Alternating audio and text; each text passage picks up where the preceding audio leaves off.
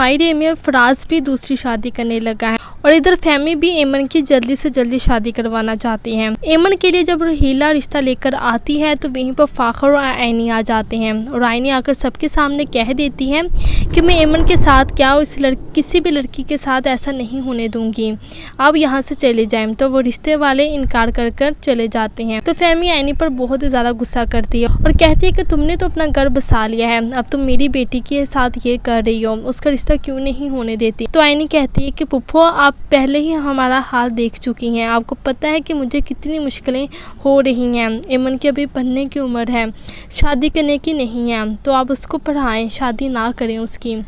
तो फहमी कहती है कि आइनी आज से तुम हमारे मामले में कोई दखलंदाजी नहीं करोगी, एमन मेरी बेटी है और मुझे पता है कि उसके लिए क्या ठीक है क्या नहीं।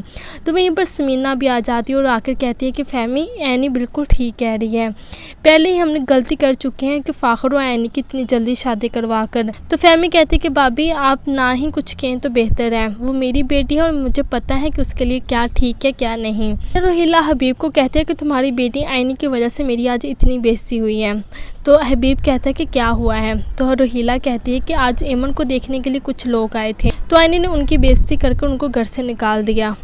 तो हबीब कहता है कि रुहीला तुम्हें क्या ज़रूरत है ऐसे रिश्ता करवाने की एमन की, एमन अभी बहुत छोटी है, उसकी अभी शादी नहीं होनी चाहिए। तो रुहीला कहती कि फहमी ने ही मुझे कहा था कि मैं उसके लिए कोई रिश्ता देख लूं, तो मैंने रिश्ता देख लिया उसके लिए, बहुत ही अच्छे घर का रिश्ता था।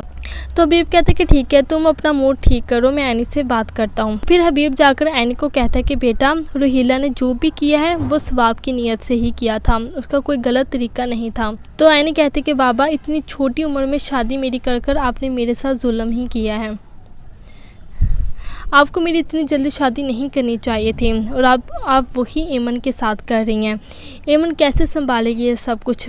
तो हबीब कहता है कि बेटा तुम्हें रुहीला के साथ ऐसे बात नहीं करनी चाहिए थी, वो तुमसे बड़ी है और उनकी इज्जत किया करो। ये कहकर हबीब वहाँ से चला जाता है। इधर सैका जो पढ़ाई के ख़िलाफ़ ही रहती है और कहती है कि बेटियों को घर ही बैठ जाना चाहिए और घर के काम सीखने चाहिए।